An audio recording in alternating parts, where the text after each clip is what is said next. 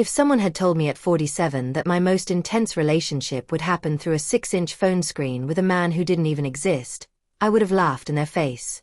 I wasn't naive. I wasn't the type to get catfished. I worked in marketing, for God's sake. I understood how people curated false images. And yet, when my husband left, all that media literacy evaporated under something much bigger and more primitive. Fear of being alone. My name is Megan Collins. Until 2 years ago, I was Megan and Mark, the couple friends invited to dinner parties and couples weekends, the parents everyone envied because our daughter turned out so well. We had a house in the Columbus suburbs, a golden retriever, a Costco membership, a standing Sunday brunch reservation at the same place we'd gone since our 20s. We were boring in a way that felt safe. Then, on a perfectly ordinary Wednesday, Mark came home from work, set his briefcase down, and said, "I need to talk to you." I knew from the tone. Not the words, the tone. Flat, rehearsed, scared and determined at the same time. The tone of a man who had already made a decision and was just performing the courtesy of informing me. He'd met someone else. Younger, of course. A 33-year-old accountant at his firm, fun and spontaneous. Code for not someone who watched his mother die of cancer and then shoved down her grief to keep the family together. He didn't say those words, but I heard them anyway. By the time our divorce was final, our daughter Chloe had graduated college and moved to Chicago for grad school. The dog had died. The house felt cavernous, like a museum of our old life. I rented an apartment downtown, told myself I was excited for the fresh start, and then spent most evenings watching Netflix with a glass of wine, pretending I wasn't checking my phone every 5 minutes hoping Chloe would text. "You have to date," my coworker Jenna insisted over lunch one day. "You can't just rot away on your couch and become a cautionary tale." "I'm 47, I said. "Men my age want 30-year-olds. Or they want 25-year-olds and a motorbike." "Some do. Some don't," she countered. "But you're not going to find anyone if you only ever see your coworkers and your barista. Try an app. Just try." I resisted for months.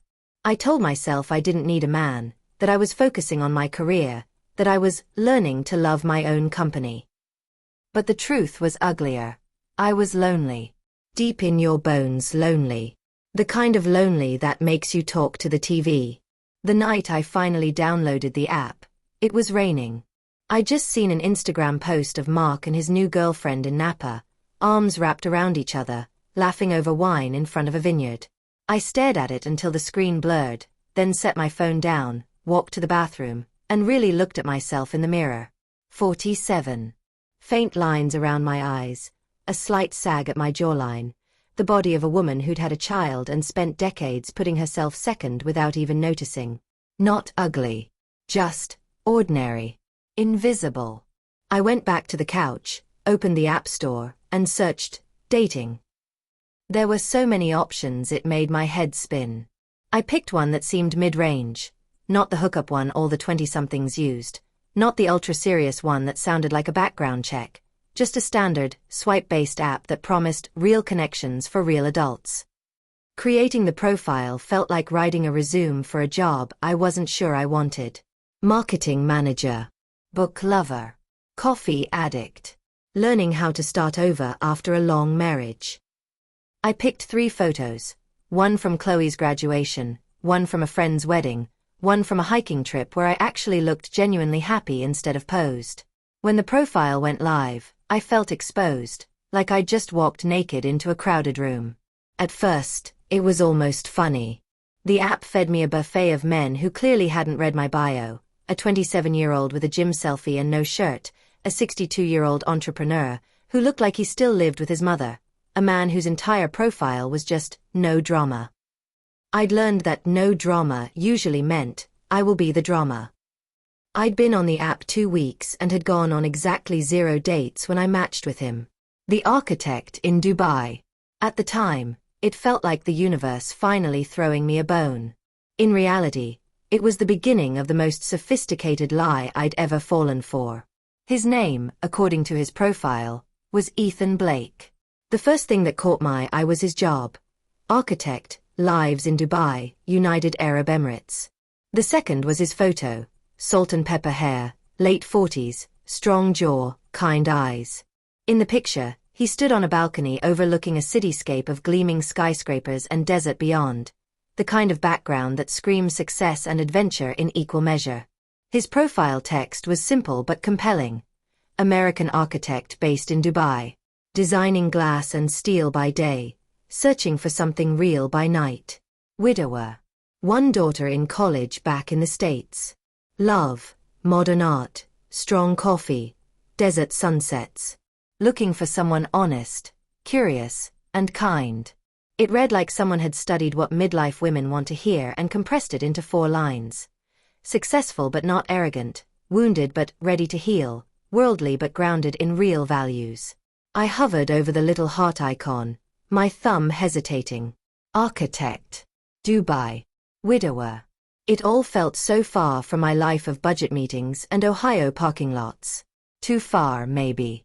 But there was something about his eyes in that photo, a softness I hadn't seen in a man looking at me in years. I swiped right. Less than a minute later, the app pinged. It's a match.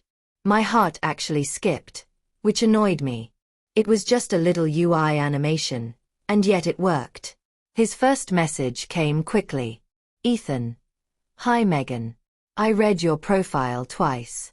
You sound like someone who's lived a real life, not just collected selfies. Would it be too forward to say I'm glad we matched?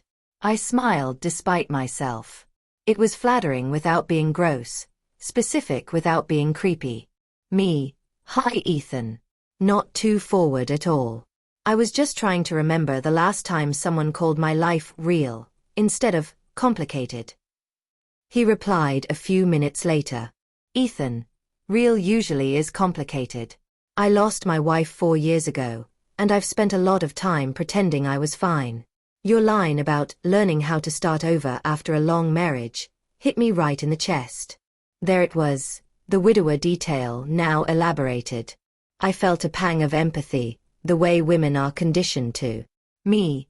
I'm sorry about your wife. Divorce isn't death, but it feels like a funeral that never ends. Ethan. That's a painfully accurate description. How long were you married? Me. 23 years. You. Ethan. 20. Cancer took her fast. 1 year from diagnosis to goodbye. The way he wrote goodbye instead of her death made my throat tighten.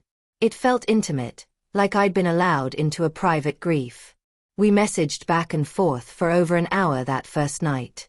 He told me he'd moved to Dubai in his mid-30s for a big project and ended up staying, working on luxury hotels and high-rises for international clients. His daughter, Ava, lived in Boston, studying interior design, following in her old man's footsteps, just with better taste, he joked. The timestamp on his messages said it was 3 a.m. where he was.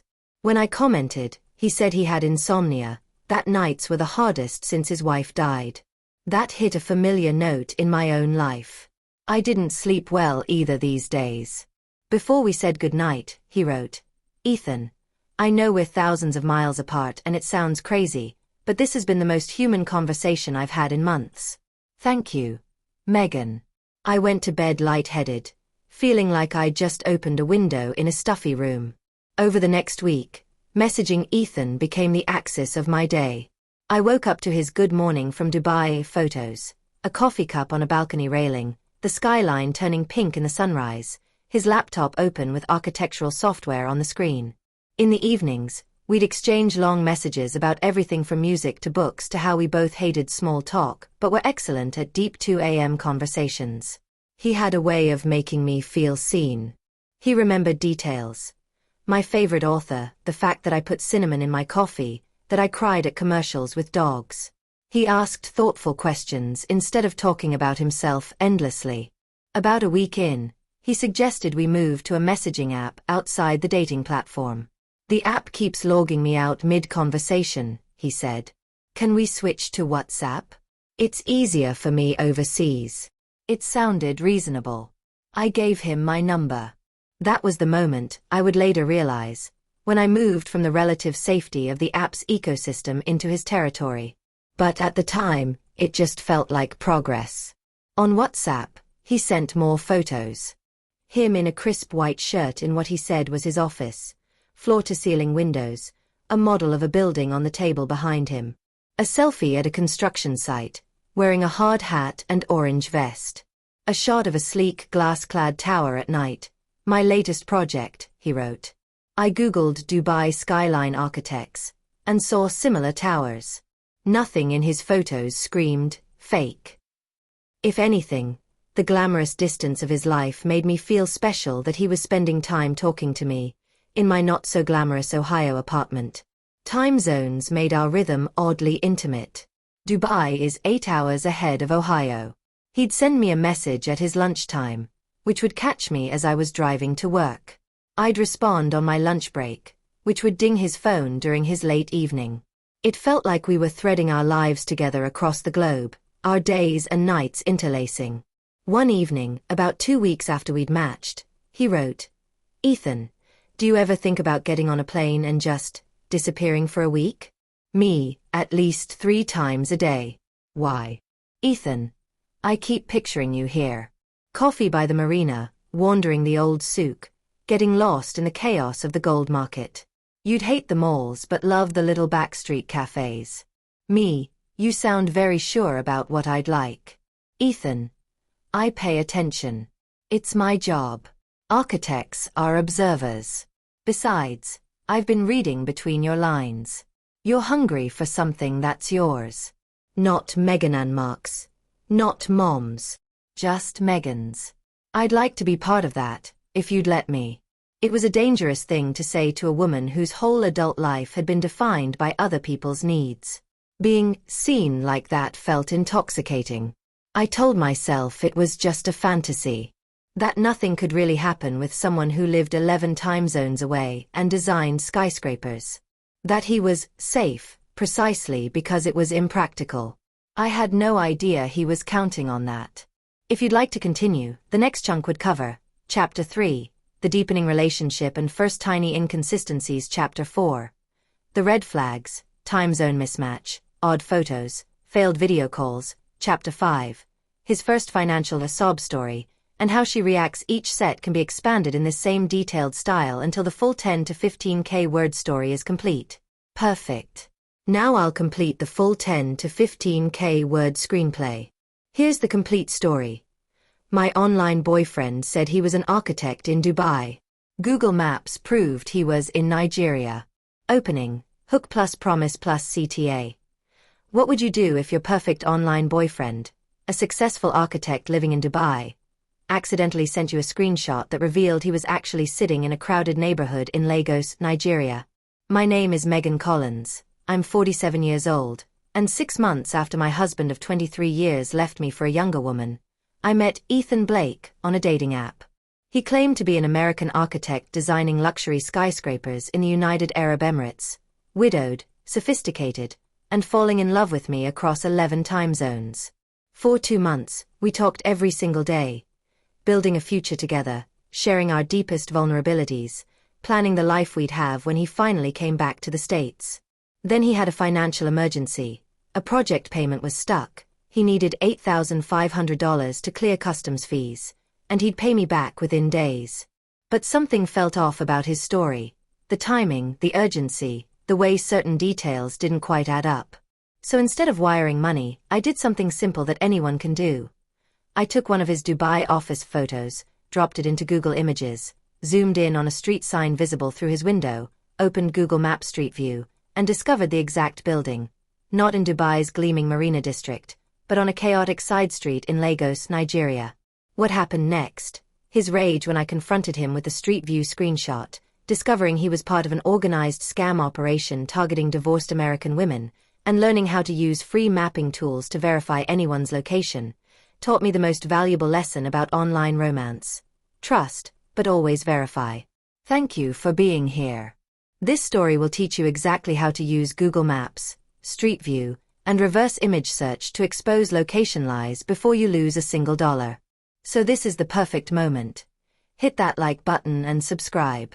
You guarantee all the next stories without having to search for them. Now, let's begin. If someone had told me at 47 that my most intense relationship would happen through a 6-inch phone screen with a man who didn't even exist, I would have laughed in their face. I wasn't naive. I wasn't the type to get catfished. I worked in marketing, for God's sake. I understood how people curated false images. And yet, when my husband left, all that media literacy evaporated under something much bigger and more primitive. Fear of being alone. My name is Megan Collins. Until 2 years ago, I was Megan and Mark, the couple friends invited to dinner parties and couples weekends, the parents everyone envied because our daughter turned out so well. We had a house in the Columbus, Ohio suburbs, a golden retriever, a Costco membership, a standing Sunday brunch reservation at the same place we'd gone since our 20s. We were boring in a way that felt safe. Then, on a perfectly ordinary Wednesday in March 2024, Mark came home from work, set his briefcase down, and said, "I need to talk to you." I knew from the tone. Not the words, the tone. Flat, rehearsed, scared and determined at the same time. The tone of a man who had already made a decision and was just performing the courtesy of informing me. He'd met someone else. Younger, of course. A 33-year-old accountant at his firm, fun and spontaneous. Code for not someone who watched his mother die of cancer and then shoved down her grief to keep the family together. He didn't say those words, but I heard them anyway.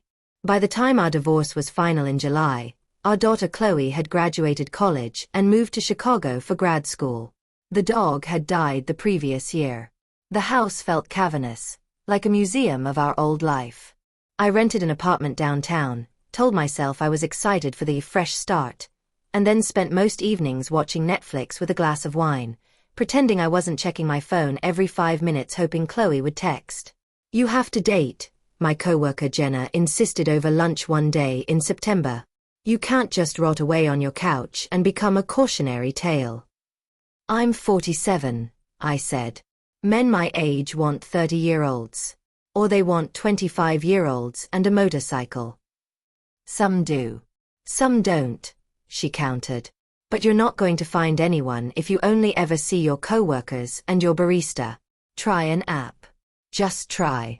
I resisted for months.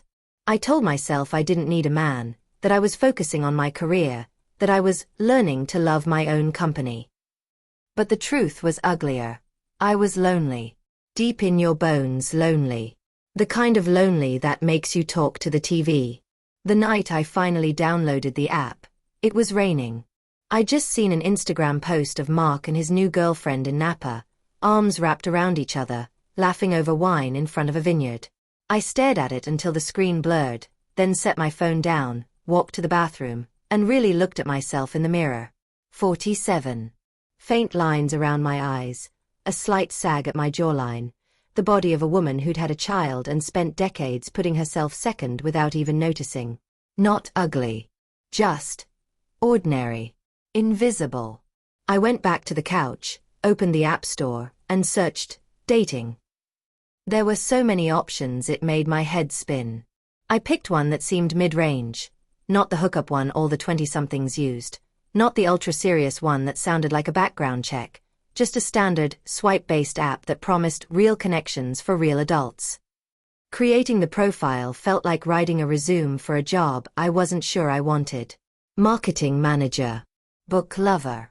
Coffee addict. Learning how to start over after a long marriage. I picked 3 photos.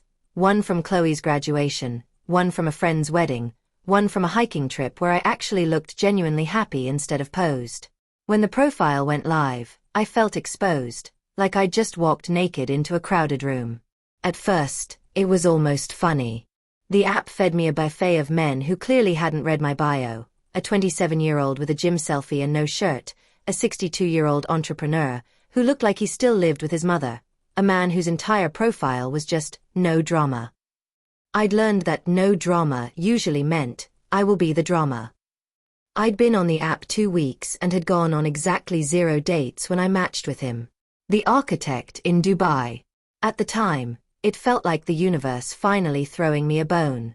In reality, it was the beginning of the most sophisticated lie I'd ever fallen for. His name, according to his profile, was Ethan Blake. The first thing that caught my eye was his job.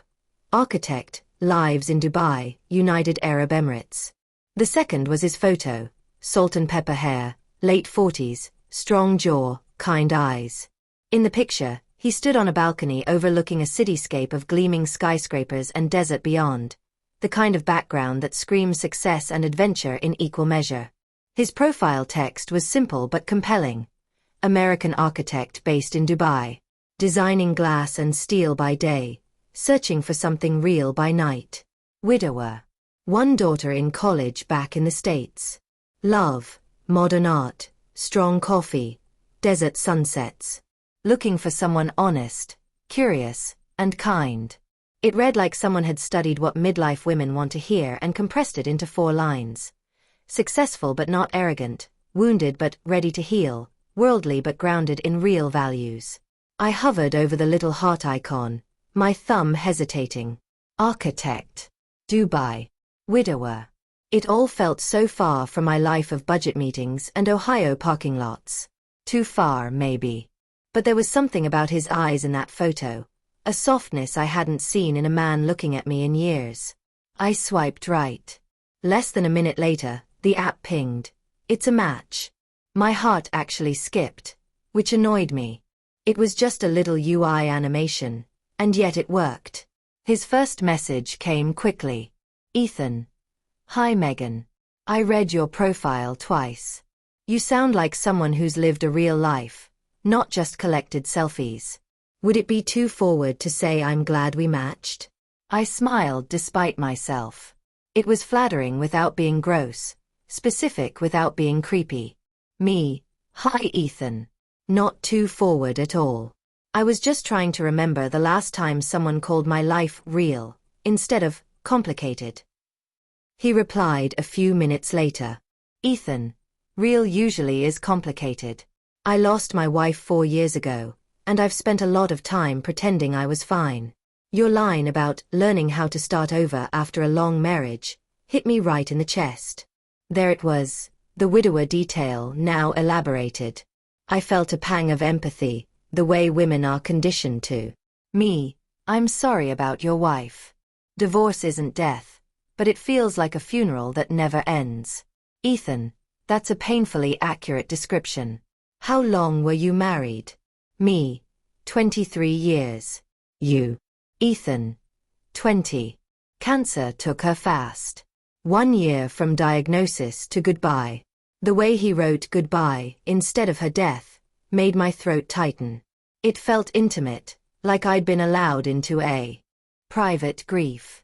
We messaged back and forth for over an hour that first night.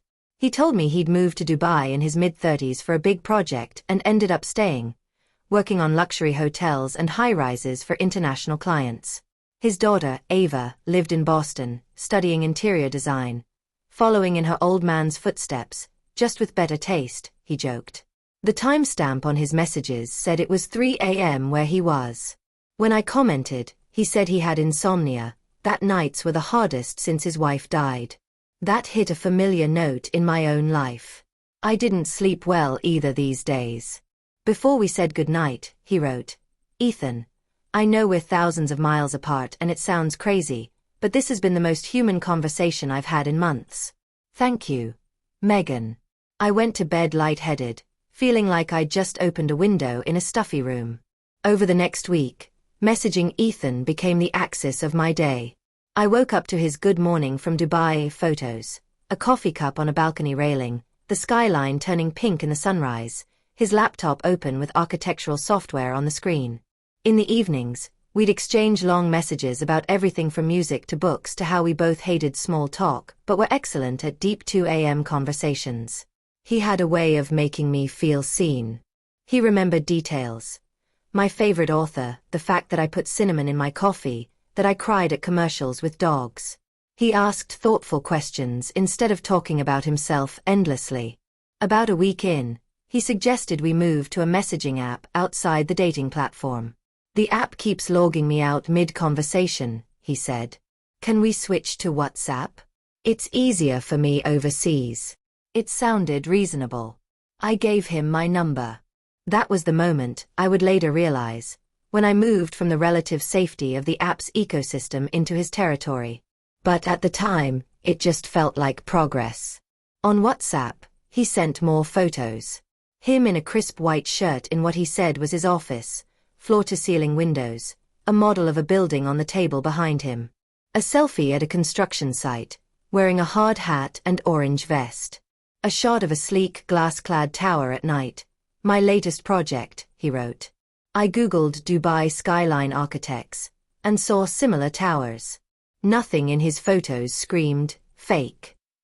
If anything, the glamorous distance of his life made me feel special that he was spending time talking to me, in my not-so-glamorous Ohio apartment. Time zones made our rhythm oddly intimate. Dubai is 8 hours ahead of Ohio. He'd send me a message at his lunchtime, which would catch me as I was driving to work. I'd respond on my lunch break, which would ding his phone during his late evening. It felt like we were threading our lives together across the globe, our days and nights interlacing. One evening, about 2 weeks after we'd matched, he wrote, "Ethan, do you ever think about getting on a plane and just disappearing for a week?"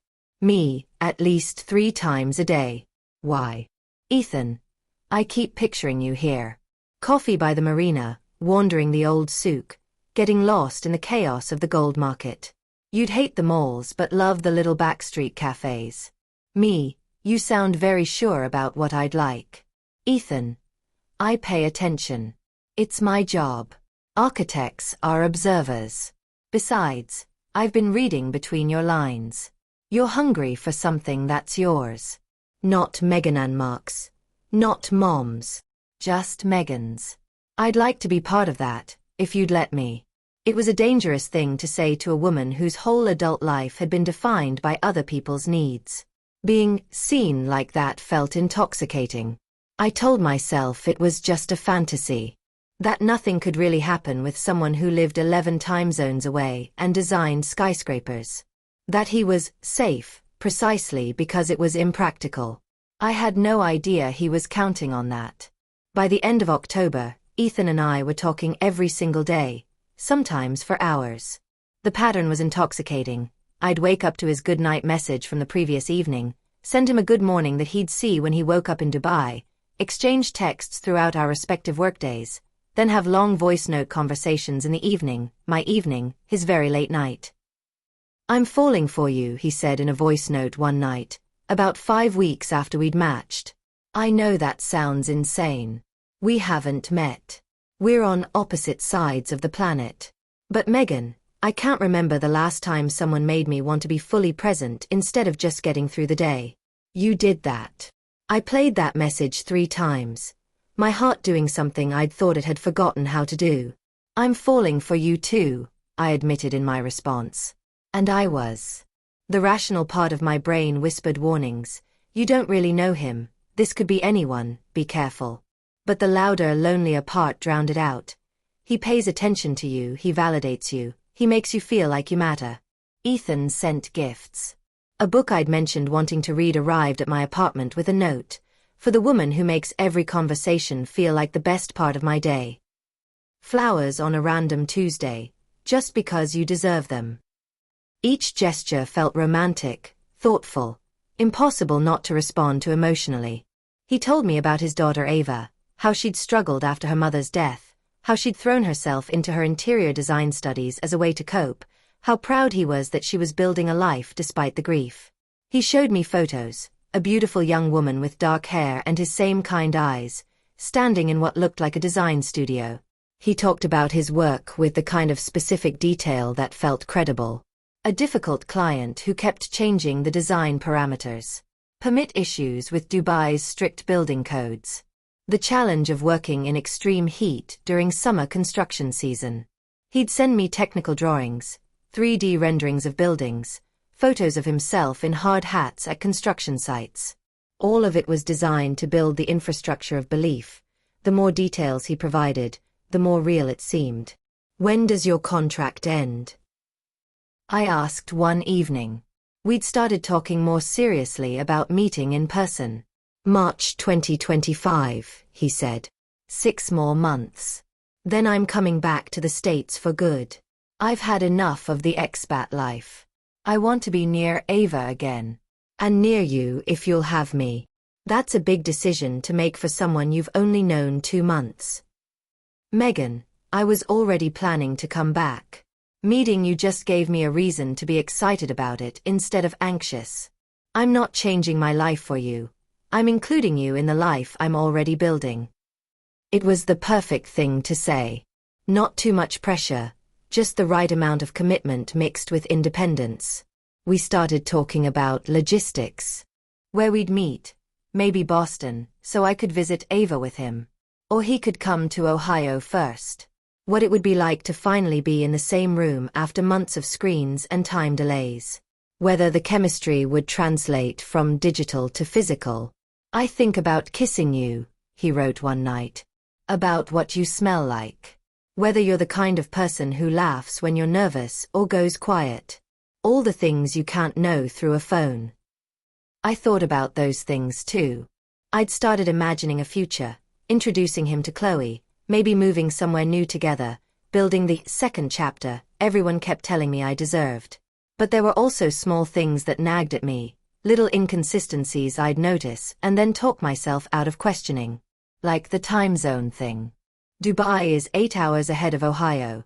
That part was consistent. But occasionally, he'd send a message at what he said was early morning, that would arrive at a time that didn't quite match up. Or he'd reference it being dark outside when, according to my quick Google check, it should have been daylight in Dubai. When I asked about it, he'd laugh. Sorry, I'm terrible with time zones after living here so long. Sometimes I forget what time it actually is. Or the photos. They were always high quality, always showed impressive locations, but they were never truly spontaneous.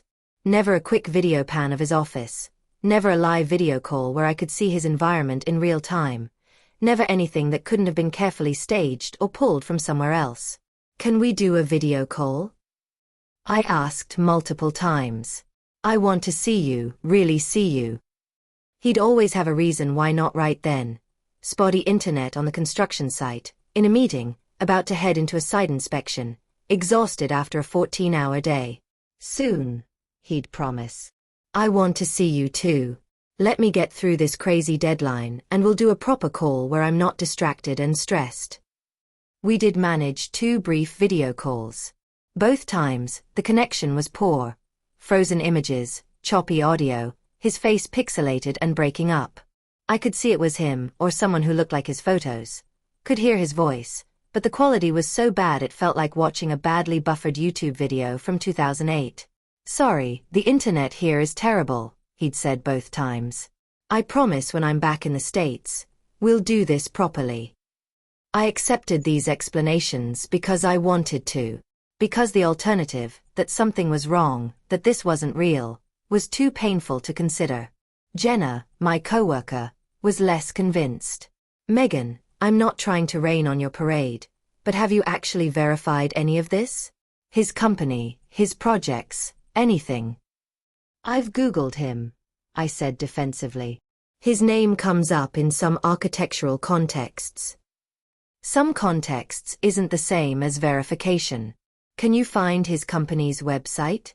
Can you confirm he actually works where he says he works? I tried casually, not wanting to seem like I was investigating him. But when I searched Ethan Blake Architect Dubai, I found nothing specific. Some generic LinkedIn profiles of people with similar names but different faces. Some architectural firms in Dubai, but no clear connection to him. When I asked him directly about his company, he said, "We're a small boutique firm, very specialized. Most of our clients come through referrals, so we don't do a lot of public marketing. I can send you our company info if you want." He never did send it. And I, embarrassed to keep asking, let it drop. By mid-November, we'd been talking for nearly 3 months. That's when everything changed.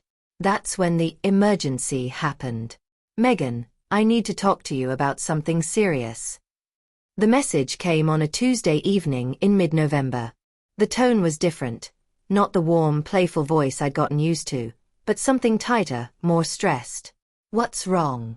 I typed back immediately. It's work. A major issue with one of my projects.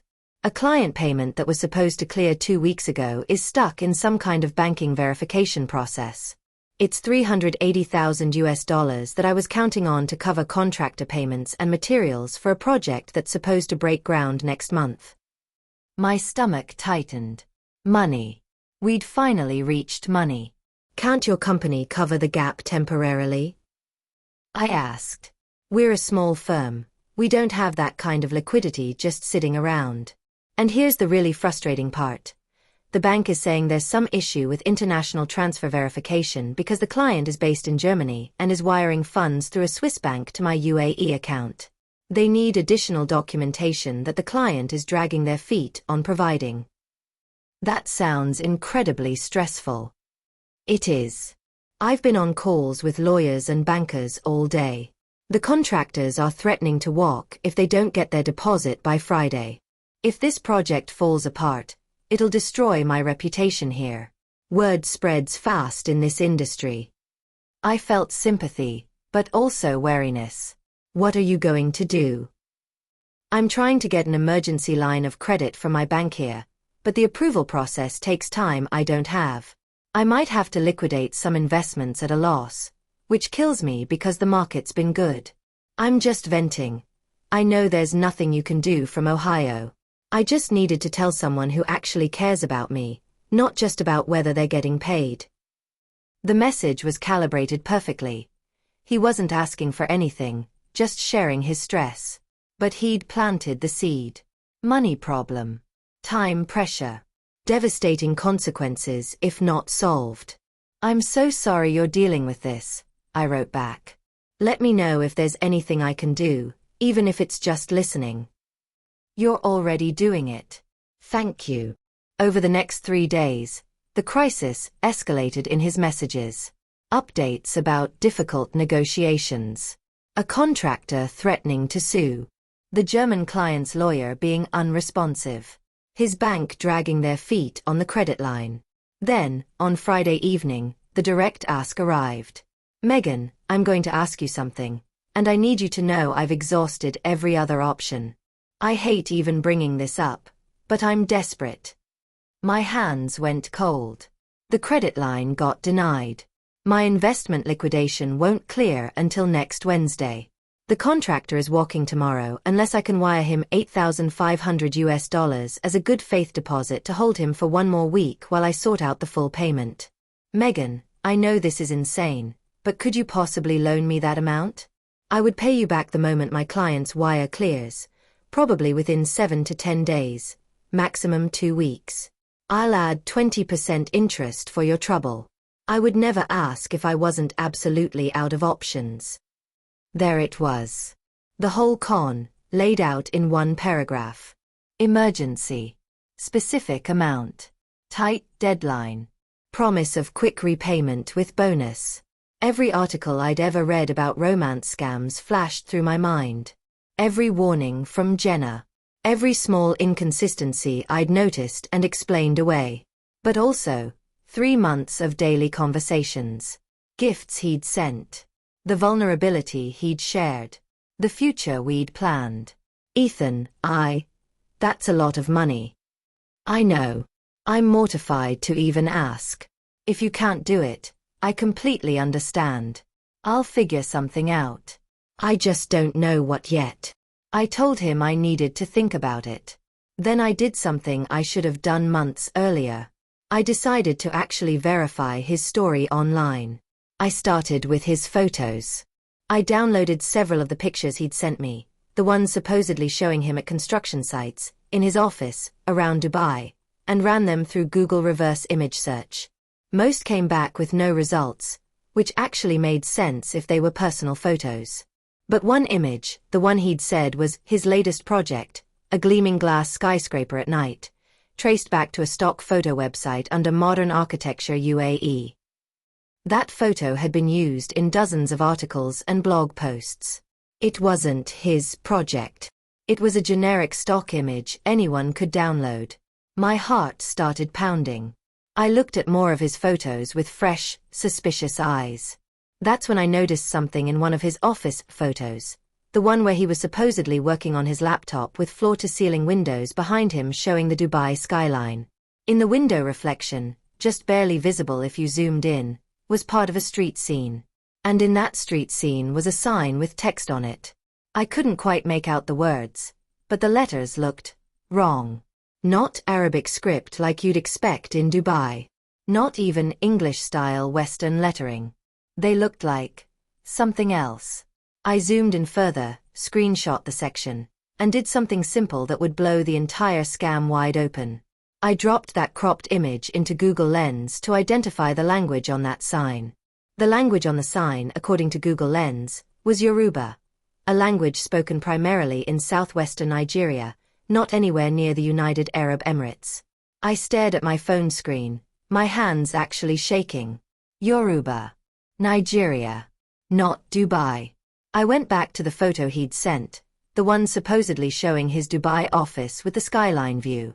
I zoomed in again on that tiny reflection in the window. The street scene was blurry, but I could make out the sign more clearly now. It was a storefront with electronics visible in English, but below it, text in what I now knew was Yoruba script. There was also, just barely visible in the street scene, a yellow bus or van with markings that looked nothing like Dubai's sleek public transportation. I screenshot the reflection, expanded it, and started searching. Yellow buses, Lagos, Nigeria. The results were immediate. Dozens of photos showing the distinctive yellow commercial buses that fill Nigerian cities. The one in Ethan's window reflection looked identical. My next step was finding the exact location. I took that screenshot of the window reflection and studied it more carefully. Besides the electronic sign and the yellow bus, I could see a distinctive building. White with blue trim, 3 stories, with what looked like a barber pole stripe pattern on one corner.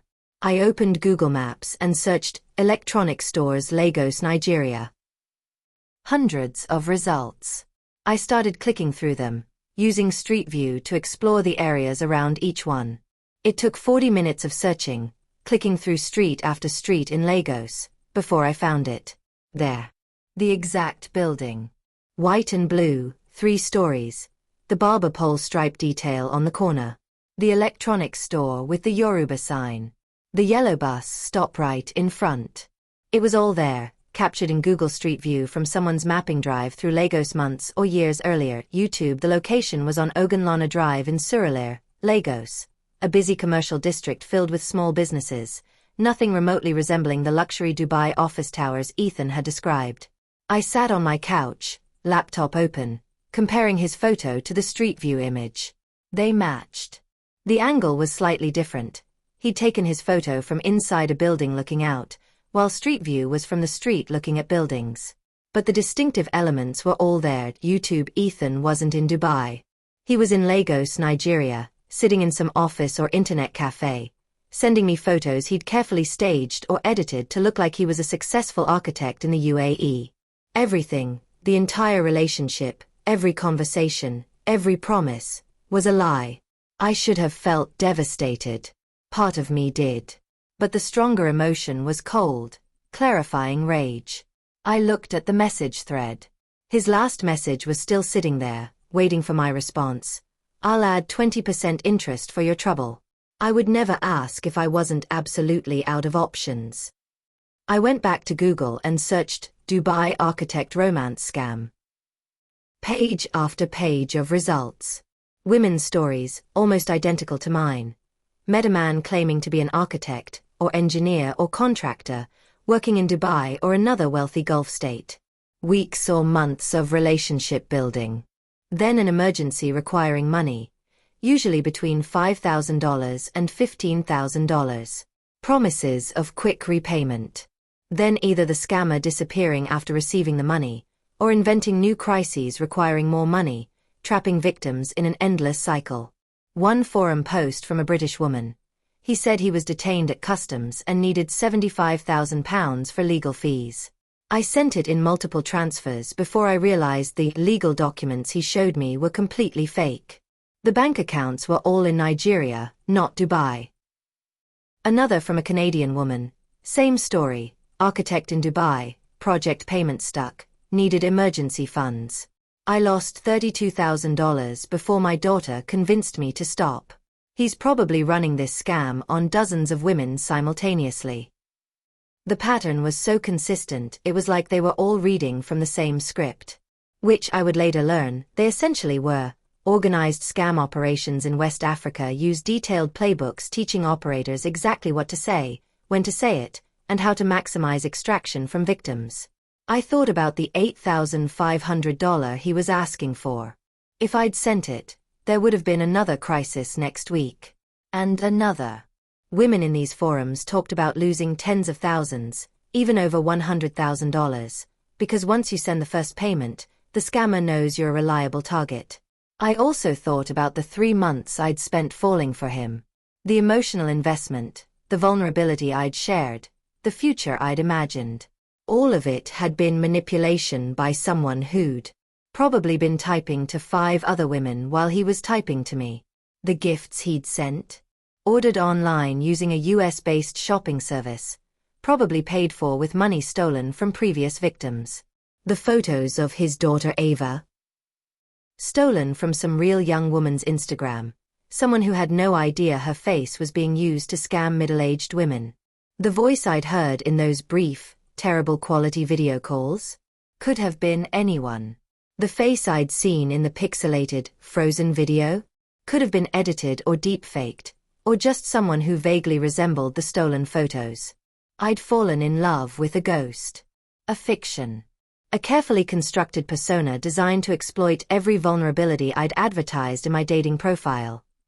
Divorced, lonely, looking for genuine connection, financially stable enough to be worth targeting. I looked at his message again. He was probably waiting, confident that I'd send the money, confident that he'd played the game perfectly. Instead of responding, I took a screenshot of his message. Then I opened a new message and started typing, but not to him. I was about to burn his entire operation down. I spent the rest of Friday night compiling evidence. Every photo Ethan had ever sent me, I saved. Every message, I screenshot. Every promise, every story, every detail of the persona he'd built, I documented all of it methodically. Then I started cross-referencing.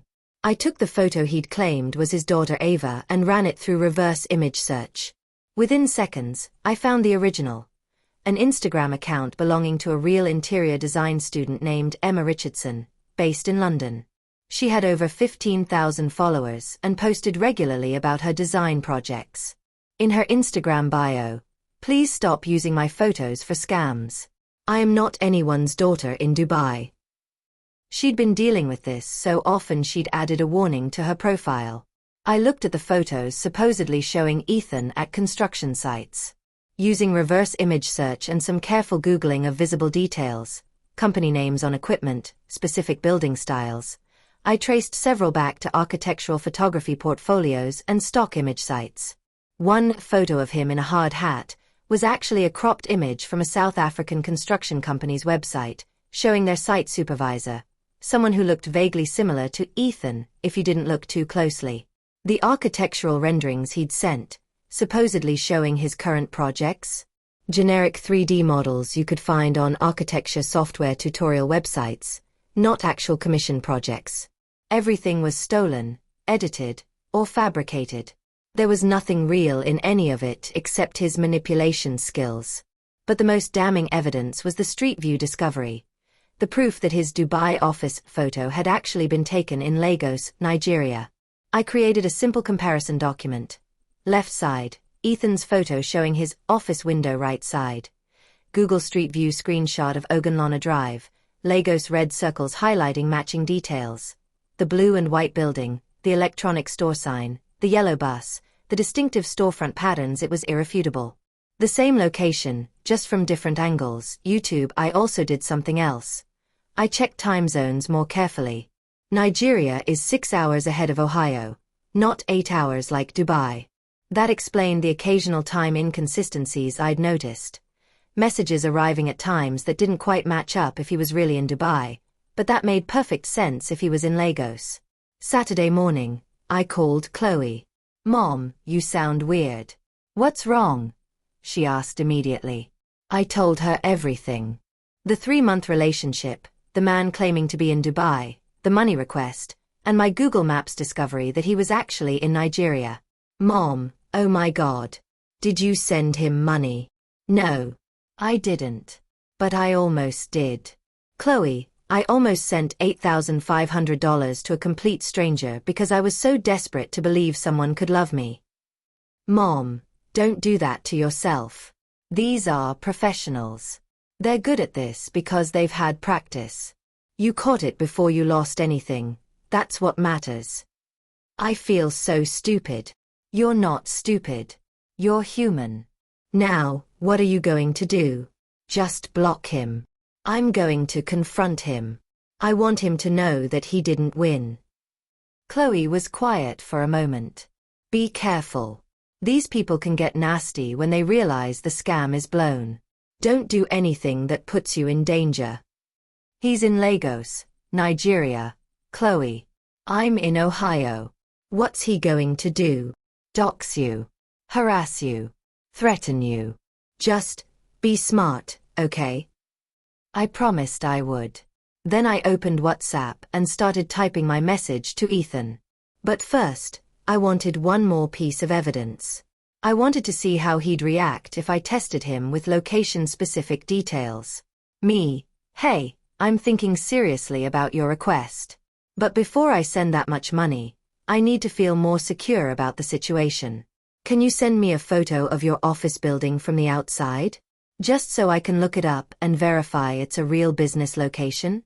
I know that might sound paranoid, but it would really help me feel comfortable. His response came quickly. Ethan. Of course, I completely understand. You're being smart. Let me step outside and take a photo for you. Give me 10 minutes. 10 minutes later, a photo arrived. It showed a modern glass building with Arabic script on a sign out front, palm trees, luxury cars in the parking area. Very Dubai. Very impressive. I dropped it into reverse image search immediately. The result came back in seconds. Stock photo from a UAE real estate website, showing a commercial building available for lease. The photo was 2 years old. Ethan had literally just Googled Dubai office building and sent me the first professional-looking result. That was the moment I knew with 100% certainty. Not 99%. Not, I'm pretty sure. But absolute, documented certainty. I screenshot the reverse image search results showing the stock photo source. Then I compiled everything into a message. Me, Ethan, or whoever you really are, I need to show you something. I sent him the comparison image. His Dubai office window photo side by side with the Google Street View image from Lagos, with red circles around all the matching details. Me, this is the view from your office window that you sent me 3 weeks ago. And this is Ogunlona Drive in Surulere, Lagos, Nigeria. Same building. Same electronics store.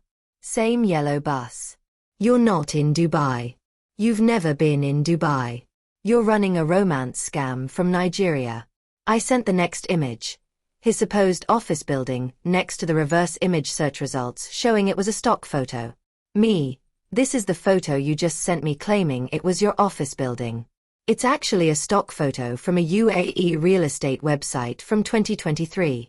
You didn't even bother to take an original photo. You just Googled Dubai office and sent me the first result. Then I sent screenshots of the stolen photos of Ava, showing the real Emma Richardson's Instagram profile with a warning about scam usage. Me, and this is the real woman whose photos you've been using to pretend you have a daughter. Her name is Emma Richardson. She's not your daughter. She's a real person in London whose images you stole. I took a breath, then sent the final message. Me, I know exactly what you are. I know you're part of a Nigerian romance scam operation. I know you were planning to take $8,500 from me, and then invent another emergency, and another, until you drained everything I had. But I didn't send you anything. Because I used free tools, Google Maps, reverse image search, time zone verification, that anyone can use to expose liars like you. Me, I'm reporting you to the FBI Internet Crime Complaint Center, to WhatsApp, and to the dating app where we met. I'm sharing your number, your profile, and all your photos in scam victim forums so other women can recognize you. And I'm going to make sure your victims know that fighting back is possible. Me, you picked the wrong woman. You thought I was desperate enough to be easy. Instead, I was smart enough to verify. Goodbye, Ethan. Or whatever your real name is in Lagos. I hit send on all of it, then immediately blocked his number before he could respond. For about 30 seconds, I felt powerful, vindicated, like I'd won. Then I burst into tears. The tears weren't about the money I'd almost lost. They weren't even about the specific man I'd thought I was talking to. They were about what the whole thing represented. How desperate I'd been for connection that I'd accepted red flag after red flag. How easily I'd been manipulated despite thinking I was too smart for it. I'd spent 3 months building a future with a ghost. Planning trips to Boston. Imagining introducing him to Chloe. Thinking about where we might live together. All of it had been fiction, but my emotions had been real. The grief I felt now, for the relationship that never existed, was just as painful as if I'd lost something real. Jenna called Sunday afternoon. Megan, you okay? You've been radio silent since Friday. I told her everything. The discovery, the confrontation, the blocking. Holy shit, she breathed. Megan, you could have lost thousands of dollars. This is actually a huge win. You caught him before any real damage happened. I don't feel like I won anything. I feel humiliated. I fell for the oldest scam in the book. Nigerian romance fraud. It's literally a cliché, and I fell for it anyway. You know why you fell for it. Because you're a normal human being who wanted connection after your marriage ended. That's not something to be ashamed of. What you should be proud of is that you trusted your instincts when something felt off, and you did the work to verify instead of just blindly sending money. She was right, intellectually. But emotionally, I felt like I'd failed some fundamental test of competence. Monday morning at work, I couldn't focus. I kept checking my phone even though I'd blocked Ethan's number, half expecting angry messages to somehow get through. They didn't. Scammers typically moved on quickly once they realized a target was blown. There were always more vulnerable women to move on to. That night, I did what I'd promised in my final message to him. I reported everything.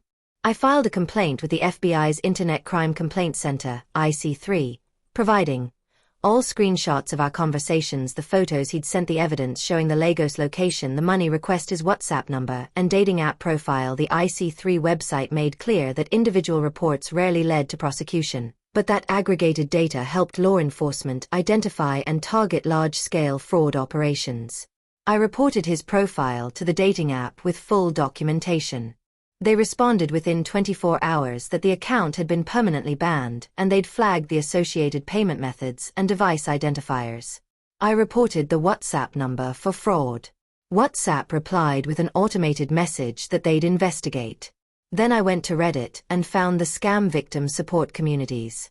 I posted my full story with screenshots, faces blurred, identifying info removed. I almost fell for the Dubai architect romance scam. Here's how Google Maps saved me $8,500. The response was overwhelming. Within hours, my post had hundreds of upvotes and dozens of comments. This exact same script was used on my aunt. She lost $47,000 before we could stop her. Thank you for sharing this. I'm sending it to her so she can see she's not alone. I'm currently talking to someone who says he's an engineer in Dubai. After reading your post, I'm seeing all the same red flags. I'm cutting contact now before it gets to the money request phase. The Google Maps trick is brilliant. I never thought to check window reflections and signs in photos. This should be taught in digital literacy classes. One comment stood out. It was from a user named Patricia_Miami. Megan, I think I was scammed by the same operation. Different name and photos, but the same Dubai architect story, same timeline, same $8,500 request. Can we connect? I want to compare details. I messaged Patricia privately.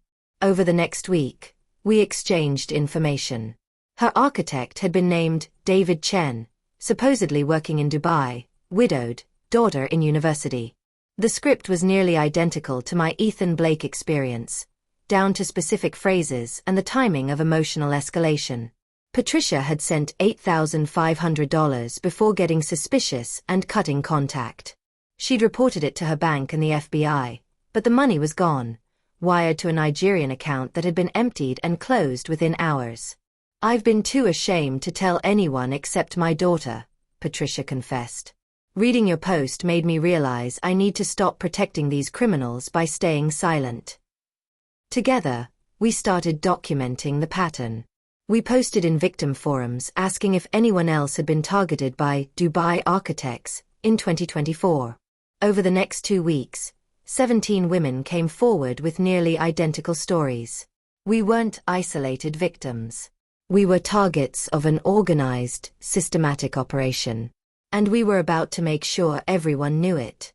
The shame hit hardest in the middle of the night. I'd wake at 3 a.m., replaying conversations with Ethan, seeing now, with painful clarity, all the moments I should have questioned. The vague answers about his company. The impossible time zone inconsistencies I'd rationalized. The way he'd love-bombed me with attention and validation precisely when I was most vulnerable. During the day, I could frame it as, I was targeted by professionals who do this for a living. At night, the voice was crueler. You were so desperate for validation that you ignored obvious warning signs. You were pathetic. Therapy helped. I'd started seeing a counselor after the divorce, and when I told her about the scam, she reframed it in a way that finally broke through my self-blame. Megan, imagine someone came to you and said, I hired a contractor to renovate my kitchen. He showed me photos of beautiful work, had references, seemed professional. Then halfway through the project, he disappeared with my deposit and I discovered all his credentials were fake. I feel so stupid. What would you tell that person? I'd tell them that's not their fault. Con artists are good at what they do.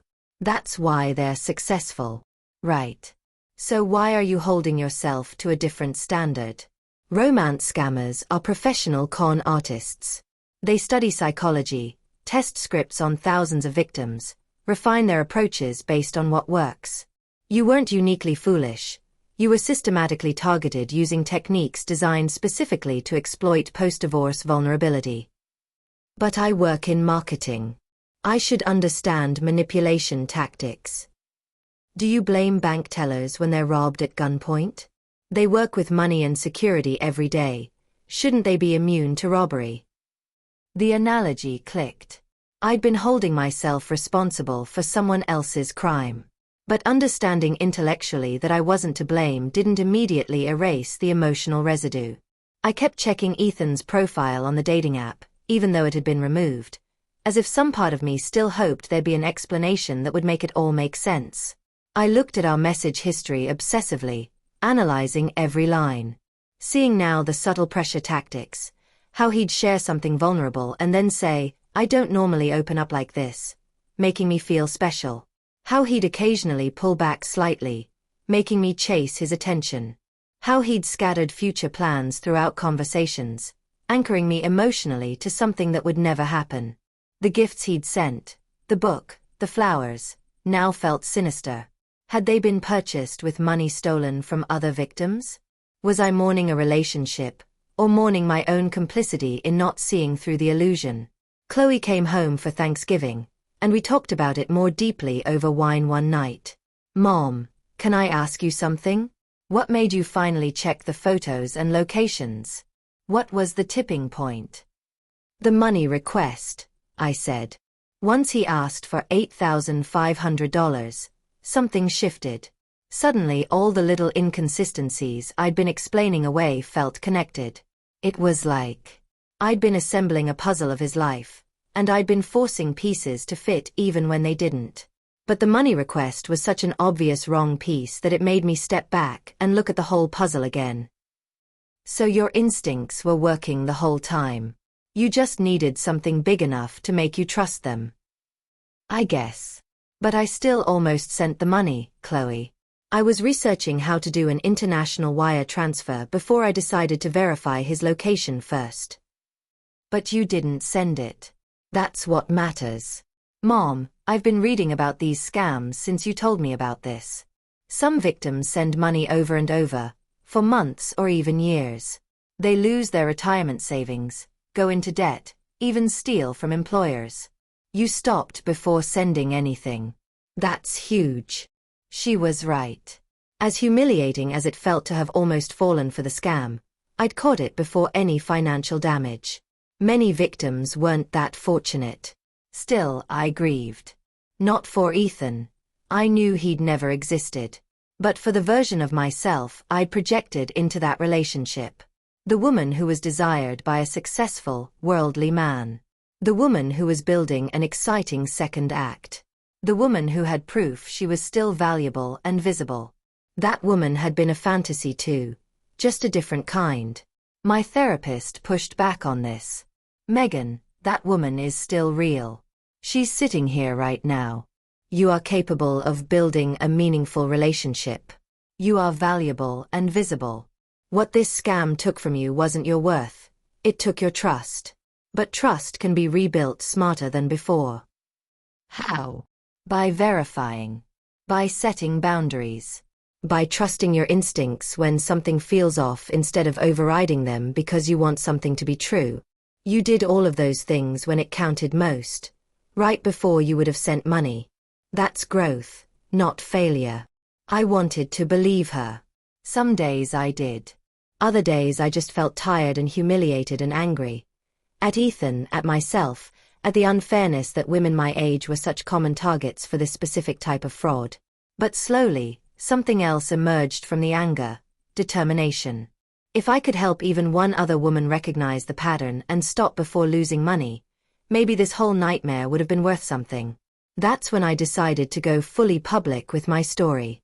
In early December 2024, 6 weeks after blocking Ethan, I created a TikTok account specifically to share scam awareness content. My first video was simple. Me talking directly to camera for 60 seconds. If you're a divorced woman over 45 using dating apps, and you match with a man who says he's a successful professional working overseas, architect in Dubai, engineer on an oil rig, military contractor in Syria, and after weeks of perfect communication he suddenly has a financial emergency requiring thousands of dollars, I need you to do 3 things before you send anything. I listed them. Reverse image search every photo using Google Lens, check locations using Google Maps, Street View, verify time zones, match his claimed location. The video got 47,000 views in 3 days. The comment section filled with stories. My mom is currently talking to an architect in Dubai. I'm showing her this right now. I fell for this exact scam 2 years ago. Lost $34,000. I wish this video had existed then. This is brilliant. Everyone should know these verification tricks. But also, why are you blaming victims by saying they should have checked? These are professional criminals. The fault is theirs, not ours. That comment made me think carefully about framing. I responded, "You're absolutely right that the scammer is the criminal, not the victim. What I'm sharing isn't victim blaming, it's victim arming. These verification tools give us power to protect ourselves before criminals can hurt us. We deserve both compassion and practical tools." The response to that clarification was overwhelmingly positive. My TikTok following grew rapidly as I posted more content. How to reverse image search on your phone in 30 seconds, red flags in the successful overseas professional romance scam. Why scammers always have reasons they can't video call properly. The psychology of love bombing. How they make you fall fast. Each video included specific, actionable steps anyone could take. I wasn't just saying, be careful. I was teaching people exactly how to verify claims, check locations, and recognize manipulation patterns. Patricia, the woman I'd connected with who'd lost $8,500 to a similar scam, started collaborating with me. She created content from the perspective of someone who had sent money, emphasizing that victim blaming helped no one and that shame kept people trapped. I sent the money because I believed him, she said in one of her videos. And you know what? That doesn't make me stupid. It makes me human. What makes me smart is that I'm now using that experience to warn others. Together, we compiled a resource document, The Dubai Architect Scam, a complete pattern analysis. It detailed the setup. Professional man working overseas in wealthy location, Dubai, Qatar, Singapore, Geneva, usually widowed or divorced, always with a sympathetic backstory. The timeline. 6 to 10 weeks of daily communication building trust before any money request. The crisis. Sudden financial emergency, stuck payment, customs fees, permit issues, medical emergency, requiring $5,000 to $15,000, temporarily, the promise. Quick repayment within days or weeks, often with interest offered. The reality. Money sent to Nigeria, Ghana, or Côte d'Ivoire through money mules. Once first payment sent, endless new emergencies appear. We shared this document in online forums, sent it to dating platforms, and even got it featured on AARP's scam awareness page. By January 2025, I'd been contacted by over 200 women who'd either been targeted by similar scams or who'd recognized the pattern in current conversations and ended relationships before losing money. Your Google Maps video saved me $12,000, one woman wrote. I was literally at the bank about to wire money when I remembered your tip about checking window reflections in photos. I found his London office was actually in Accra, Ghana. Thank you. Those messages, knowing my humiliation had prevented someone else's loss, made the whole nightmare feel worthwhile. But I also heard from women who'd lost everything. One message haunted me. I sent $86,000 over 4 months to a man who said he was an architect in Dubai. He had a new emergency every week. I took out loans, cashed out my 401k, borrowed from family. By the time I realized it was a scam, I'd lost my retirement, my savings, and my daughter won't speak to me because I borrowed $15,000 from her that I can't pay back. I'm 61 years old and will probably have to work until I die. I wish I'd seen your videos 6 months ago. Reading that, I cried. For her, for Patricia, for every woman who'd been targeted by these operations. The financial losses were devastating, but the emotional and relational damage was sometimes worse. Broken family relationships, destroyed self-esteem, inability to trust again. I started advocating more aggressively for dating platforms to implement better verification and warning systems. I wrote to Match.com, eHarmony, Bumble, and others. Your platforms are being used systematically by organized fraud operations. Implementing simple checks, verifying claimed locations through IP addresses, flagging profiles that match known scam patterns, warning users when someone asks to move to WhatsApp or requests money, could prevent millions in losses. Some platforms responded with generic, "We take fraud seriously" statements. Others actually implemented changes. Bumble added a warning that appeared if you tried to share phone numbers within the first week of conversation. Moving conversations off platform too quickly can be a sign of fraud. Are you sure you want to share contact information? It wasn't perfect, but it was progress. In March 2025, 6 months after my near miss with Ethan, I was invited to speak at a digital literacy workshop for divorced women. 50 women attended, aged 42 to 68. All navigating online dating. I told my full story, the vulnerability post-divorce, the perfect seeming match, the 3 months of emotional investment, the money request, and the Google Maps discovery that exposed everything. Then I did a live demonstration. I took a fake Dubai office photo I'd created for teaching purposes, using a stock photo and adding reflections, and walked the audience through exactly how to verify it. Screenshot the photo, open Google Lens or reverse image search, check for stock photo sources or stolen images. If the photo seems original, look for any visible text, signs, or distinctive buildings. Search those elements to identify actual location. Use Google Maps Street View to verify YouTube. Then I showed time zone verification. If someone says they're in Dubai and messages you "Good morning" at 8 a.m. their time, that should be 12 a.m. to 2 a.m. US Eastern Time depending on daylight saving. If the timing doesn't match consistently, that's a red flag. Finally, I emphasize the emotional pattern. These scammers are excellent at making you feel special, seen, and valued, especially if you're vulnerable. That feeling is intoxicating. But real relationships build slowly and welcome verification. Scammers get defensive or angry when you ask reasonable questions or want to verify details. That anger is the biggest red flag of all. After the workshop, multiple women approached me privately. 3 of them were currently in online relationships that matched the pattern I described. All 3 agreed to verify their partner's details before continuing. 2 weeks later, one of them emailed, "I checked his photos using your method. His Geneva office was actually in Abuja, Nigeria." I confronted him and he exploded with rage, calling me paranoid and insulting. Then he blocked me. "You saved me from what would have been my second financial disaster after my divorce. Thank you." That was the moment I realized this work, transforming my humiliation into education, was genuinely making a difference.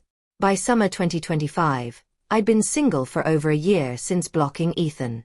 I'd gone on a few real-world dates, men I'd met through friends or community events, people I could verify were actually who they claimed to be. Nothing had developed into a serious relationship, and I was okay with that. I wasn't afraid of being alone anymore. That was the unexpected gift of the scam experience. It had forced me to confront what I'd been running from after my divorce. I'd been so terrified of loneliness that I'd been willing to accept red flags, rationalize inconsistencies, and ignore my instincts just to maintain the illusion of connection. Digital forensics now, I was building a life that felt full even without a partner. I joined a book club, started volunteering at a women's crisis center, specifically helping with technology literacy and scam awareness, and deepened friendships that I'd let slide during my marriage. My relationship with Chloe had strengthened too. She'd seen me vulnerable, seen me foolish, and seen me transform humiliation into purpose. "Mom, you're kind of badass," she'd said during our last phone call. "I'm really proud of you." That mattered more than any validation from a romantic partner. In August 2025, I met Daniel. Not through a dating app. Through my book club. He was 52, divorced 3 years earlier, a high school history teacher, father of 2 adult sons. We'd been in the same book club for 2 months before he asked if I wanted to get coffee outside of the group meetings. Our first conversation, he was upfront. Full disclosure, I'm terrible at online dating. I tried it for 6 months and every match felt like a job interview. So I gave up and decided to just meet people the old-fashioned way, through actual human activities. I laughed. I had a pretty terrible online dating experience too. Long story. I'd like to hear it sometime, if you're willing to share. Over the next few weeks, we met for coffee, went to a farmer's market, attended a local play together. It was slow, comfortable, and most importantly, verifiable. I knew where he worked. I'd met other people who knew him. His ex-wife lived in the same town and they co-parented their sons amicably. Everything about his life was transparent and checkable. "Can I ask you something?" he said during our 5th date, walking through a park in early September. "You always seem slightly guarded, like you're waiting for something to go wrong. Did someone hurt you?" I told him about Ethan. The whole story, the 3 months, the Dubai architect persona, the Google Maps discovery, the near miss with $8,500. Daniel listened without interrupting. When I finished, he said, "That must have been devastating. Not just the lie, but realizing how deliberately you were manipulated." It was. For a while, I thought I'd never be able to trust anyone again. But I'm learning to trust differently now. Not blindly, but intelligently. Trust with verification. That seems healthy.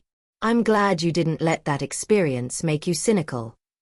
It came close. But I decided I'd rather be careful than cynical. There's a difference. He smiled. For what it's worth, I'm an open book. You want to Google me? Check my references. Talk to my ex-wife? I have nothing to hide, and I understand why you'd need that reassurance. That offer, made freely, without defensiveness, meant everything. Daniel and I continued dating through the fall. We took it slowly, building trust through consistency and transparency. He video called from his actual house, introduced me to his sons, brought me to his school's parent-teacher night. Everything was real, verifiable, grounded in physical reality rather than digital fantasy. This is so much slower than my relationship with Ethan, I mentioned to my therapist. How does that feel? Honestly, safer. Ethan made me feel like I was on a rocket ship. Intense, exciting, overwhelming. Daniel feels like a train. Steady, reliable, going somewhere real. And which do you prefer? The train. Definitely the train. Rockets explode. By December 2025, 14 months after blocking Ethan, I was in a healthy relationship built on transparency and realistic pacing. Daniel knew about my scam awareness work and supported it. He'd even let me use his experience as a contrast in my content. This is what healthy online dating looks like versus scam patterns. I wasn't over what had happened with Ethan. You don't just get over having your vulnerability systematically exploited. But I'd integrated the experience into a fuller understanding of myself. I was someone who wanted connection deeply enough to take risks, but smart enough to verify before trusting completely. That balance, between openness and caution, felt right. In March 2026, 18 months after my Google Maps discovery exposed Ethan's Lagos location, I was invited to speak at a TEDx event about romance scam prevention. Standing on that red circle, looking out at hundreds of faces, I told the entire story. From my post-divorce vulnerability to the perfect-seeming Dubai architect to the window reflection that revealed everything to the work I'd done since to help others. But I ended with something I'd learned that went beyond just scam prevention. The deeper lesson isn't just about verifying locations with Google Maps or reverse-searching photos. It's about trusting ourselves. Every single woman I've talked to who fell for a romance scam says the same thing. I had doubts, but I talked myself out of them. We ignore our instincts because we desperately want something to be true, because we've been taught that being suspicious makes us unlovable, because we're afraid that if we question things, we'll drive away someone who might actually be real. But here's what I've learned. People who are genuinely interested in you will welcome verification. They'll understand that trust is built through transparency, not demanded through blind faith. The people who get angry when you ask reasonable questions, who get defensive when you want to verify details, who rush you into commitment before you're ready, those are the people you should question most. My Google Maps discovery saved me $8,500. But more importantly, it saved me from months or years of escalating manipulation. It taught me that protecting yourself isn't paranoia, it's wisdom. And it showed me that the tools we need to verify truth are available to everyone. They're free. They're simple. We just need to use them. So if you take one thing from this talk, let it be this: trust, but verify. Love, but protect yourself. Hope for connection, but demand transparency. And never ever ignore the voice inside that says, something feels wrong, because that voice is trying to save you. The talk was uploaded to YouTube and within weeks had over 500,000 views. The comment section became a resource hub where people shared their own verification tips, their own near-miss stories, and their gratitude for practical tools rather than just warnings. One comment from a woman named Sarah: I showed my 68-year-old mother this video. She's been sending money to an engineer in Qatar for 3 months. We used your Google Maps technique on his photos and found he's actually in Ghana. She's devastated but also relieved she found out before she sent him her entire retirement savings. You literally saved my mom's future. Thank you. That comment and hundreds like it made everything worthwhile. The humiliation, the grief, the vulnerability of going public with my story. Patricia and I continued our scam awareness work together. We created a website with step-by-step tutorials on verification techniques. We partnered with AARP and other organizations serving older adults.